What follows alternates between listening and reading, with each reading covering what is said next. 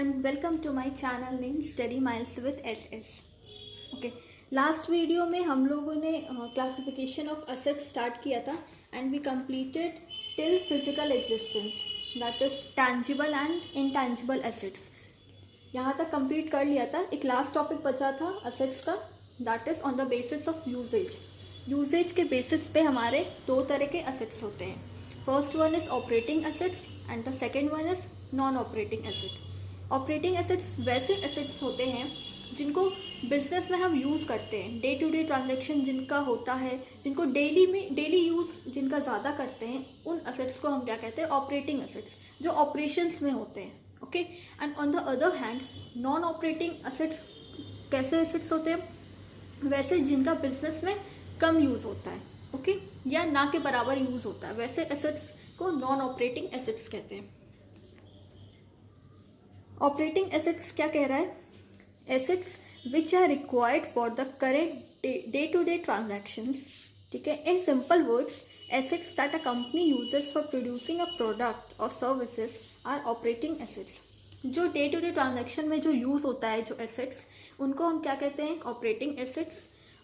Operating assets वैसे भी assets होते हैं जिनके लिए हम क्या करते हैं, प्रोड्यूस करते हैं किसी चीज़, प्रोडक्ट या सर्विसेज को प्रोड्यूस करते हैं, एसेट्स को एक्वायर करते हैं. उन सब एसेट्स को हम क्या कहते हैं, operating assets. For example plant and machinery, bank, cash. Plant and machinery day to day life में काम आता है. अगर किसी का फैक्ट्री सेटअप किया गया है तो उसमें प्लांट मशीनरी रोज़ काम आएगा. Bank balance, cash day to day transaction में बहुत हेल्पफुल माना जाता है. तो ये सारे क्या होते हैं, हमारे ऑपरेटिंग एसेट्स होते हैं. Next is non-operating assets. Assets which are not used in day-to-day transaction or are non-operating assets, but simultaneously these are useful for the establishment of business and for its future needs. Non-operating assets वैसे assets होते हैं जिनका day to day life में ज़्यादा use नहीं होता है, but हाँ वो assets फ्यूचर में हमको बेनिफिट प्रोवाइड करते हैं. वो सारे assets क्या होते हैं, नॉन ऑपरेटिंग assets होते हैं. इसके लिए हम एग्जाम्पल ले सकते हैं एक तरह का. फॉर एग्जाम्पल जैसे एडवर्टीजमेंट के लिए मेरे को किसी चीज़ का यूज़ करना है. फॉर एग्जाम्पल एडवर्टीजमेंट के लिए बैनर हो गया या होर्डिंग हो गया, वो क्या है, वो एक तरह का एसेट्स है मेरे लिए, लेकिन वो डे टू डे लाइफ में नहीं काम देता, रोज़ नहीं काम आता, लेकिन हाँ वो हमको फ्यूचर बेनिफिट प्रोवाइड करेगा. अगर होर्डिंग लगेगा या बोर्ड लगेंगे बड़े बड़े, तो उसका क्या बेनिफिट होगा कि लोग मतलब वो सर्कुलेट में ज़्यादा होगा. एडवर्टीजमेंट होगा तो सर्कुलेशन उसका होगा, तो ये हमको फ्यूचर बेनिफिट देगा rather than providing present benefit. So these are type of assets which are not used in a day-to-day transaction, but at the same time they are useful for the establishment of a business for future need. Future aspirations को मद्देनजर रख के हम ये सारे assets को use करते हैं. That is non-operating assets. Simultaneously होता है at the same time. At the same time. Okay. तो ये हमारा एसेट्स था. एसेट्स का लास्ट टॉपिक बचा था ऑपरेटिंग एंड नॉन ऑपरेटिंग.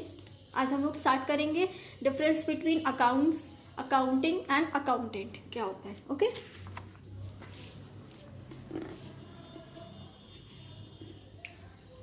तीन टर्म आते हैं. पहला होता है अकाउंट्स, सेकेंड होता है अकाउंटेंसी, थर्ड होता है अकाउंटिंग. ओके, सो इन तीनों में माइनर डिफरेंसेस है. क्या डिफरेंसेस है, ओके, लेट्स सी. वो है first one is accounts. It refers to the preparation and presentation of financial data in the format of debit and credit.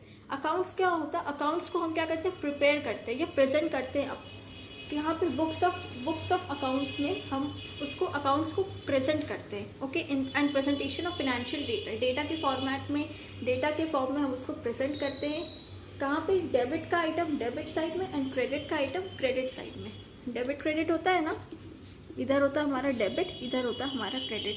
तो इस फॉर्मेट में हम क्या करते हैं, अपना डेटा को रिप्रेजेंट करते हैं. अपने डेटा कौन सा होना चाहिए, फिनेंशियल डेटा जो मॉनेटरी टर्म्स में हो. ठीक है, that type of data which is measured in monetary terms, उन डेटा को हम क्या करते हैं, रिकॉर्ड करते हैं in the form of debit and credit. That is called accounts.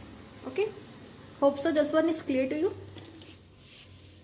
Now the second one is accounting. Accounting क्या कहता है, It refers to the entire bookkeeping process which includes journal, ledgers, जैसे profit and loss and balance sheet.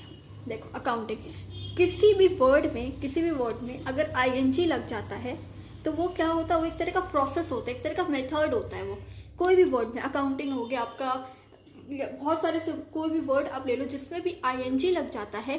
For classifying, हम क्या classify करें एक process में. Specifying, तो ये सब चीज़ में जिसमें भी आईएनजी लग जाता है वो एक तरह का प्रोसेस हो जाता है, एक तरह का मेथड हो जाता है. Okay, so it refers to the bookkeeping process which includes journal, ledger, trial balance, profit and loss, balance sheet. Accounting क्या होता है, एक तरह का प्रोसेस होता है, स्टेप बाय स्टेप प्रोसेस होता है जिसको हम रिकॉर्ड करते हैं अपने जर्नल में, अपने लेजर में. Then balance sheet, trial balance बनाते हैं, प्रॉफिट एंड लॉस अकाउंट बनाते हैं, ट्रेडिंग अकाउंट बनाते हैं, बैलेंस शीट बनाते हैं. ये सारे फाइनेंशियल स्टेटमेंट्स हम प्रिपेयर करते हैं कि क्या, अकाउंटिंग करके. Okay, accounting. So accounting is a type of process which includes various different types of accounts like journals हो गया, ledgers हो गया, profit and loss, balance sheet. ये सारी चीज़ें इसमें include होती हैं. Okay, now the third and last one is accountancy. Accountancy क्या है? Accountancy कह रहा है it is the subject matter which provides rules and regulations, guidelines according to which accounting must be done. There must be transparency in the financial data. Accountancy क्या होता है, एक तरह का मेरा गाइडलाइन होता है, एक तरह का you can say her process, her subject का एक प्रिंसिपल होता है अपना अपना. ओके, वैसे अकाउंटेंसी क्या होता है, एक तरह का प्रिंसिपल होता है, एक तरह का वो सिद्धांत देता है कि हमको अकाउंट्स या अकाउंटिंग हमको इस प्रोसेस में हमको रिकॉर्ड करना है या हमको ऐसे रिकॉर्ड करना है. एक तरह का गाइडलाइन प्रोवाइड करता है अकाउंटेंसी. ओके, सो अकाउंटेंसी क्या है, which provide rules and regulation, किस ढंग से, कैसे, क्या गाइडलाइन होनी चाहिए, क्या प्रिंसिपल्स होना चाहिए मेरा, जिससे हम अकाउंट्स को रिकॉर्ड करें अपने बुक्स में. तो वो क्या होता है, अकाउंटेंसी कहलाता है. अकाउंटेंसी मेन गैप के होता है general accounting procedure and principle. इसका फुल फॉर्म याद नहीं आ रहा है. General accounting principle and procedure, यही है शायद फॉर्म, इसका फुल फॉर्म. इसके अंडर रिकॉर्ड होता है आपका सारा का सारा गाइडलाइंस, रूल्स, रेगुलेशन, जितना भी होता है अकाउंट्स का, सब इसके अंदर रिकॉर्ड होता है.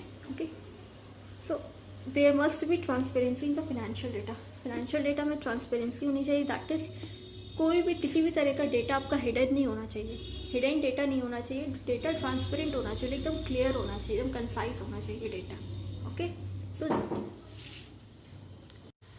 ओके, सो आज का हमारा टॉपिक कंप्लीट हो गया है.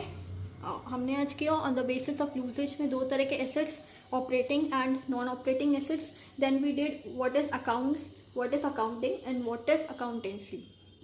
किसी को किसी भी टॉपिक में या स्टेटमेंट में दिक्कत होगी देन पूछ लेना कमेंट करके. Okay, hope so you like today's lecture. और अगर अच्छा लगा हो then please I would highly request you to please like, share, subscribe and share it with your friends. Okay, so till then, bye everyone, take care.